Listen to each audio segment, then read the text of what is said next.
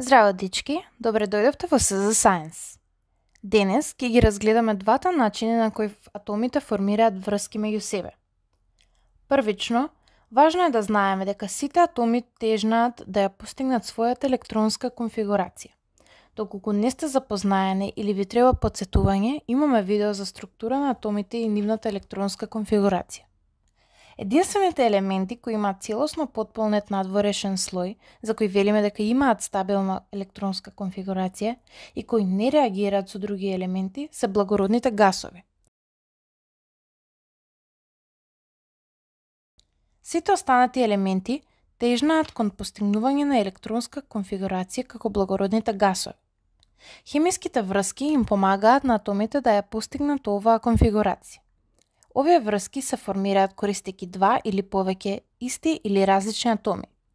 Хемиските врски помагаат за формирање на постабилни конфигурации отколку атомите кога се сами по себе.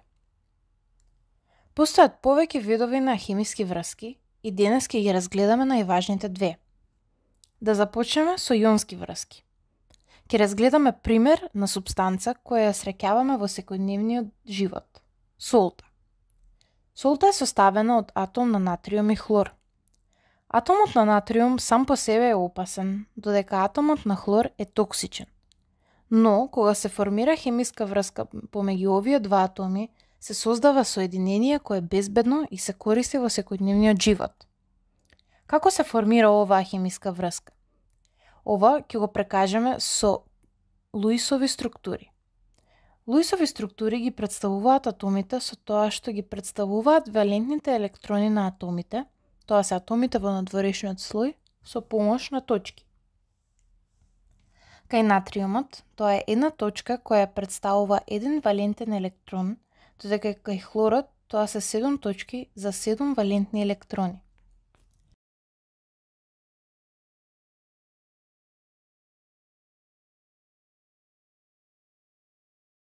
Јонската врска се базира на тоа да атомот со вишок електрон го ослободува и го оддава на атомот кој му недостасува еден електрон.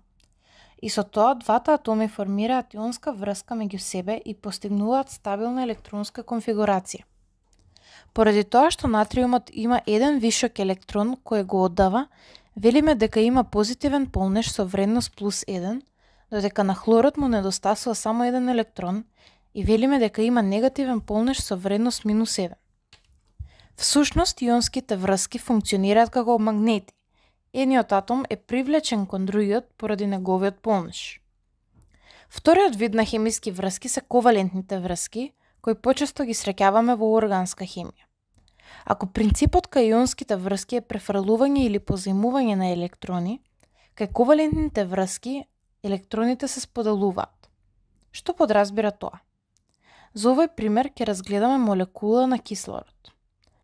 Кислородот содржи 8 електрони, 6 од кои се во надворешниот слој и потребен му е уште 2 електрони за да ја постигне својата стабилна електронска конфигурација. Што ако додадеме уште еден атом на кислород?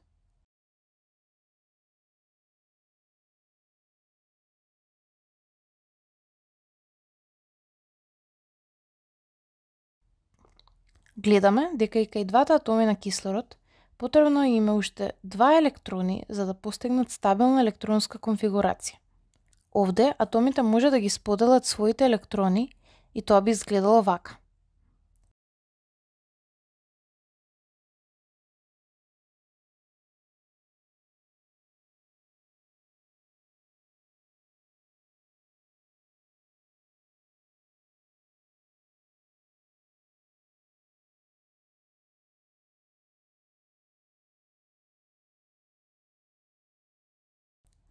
Споделените електрони се представуваат со една полна линија помеѓу атомите.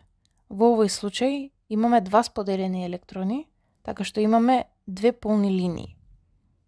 Електроните од атомите не се префрлуваат, не се создава полнеж, туку само се комбинираат со ковалентна врска. Тоа е се за денес, дечки. Ви благодарам на вниманието и поздрав до сите.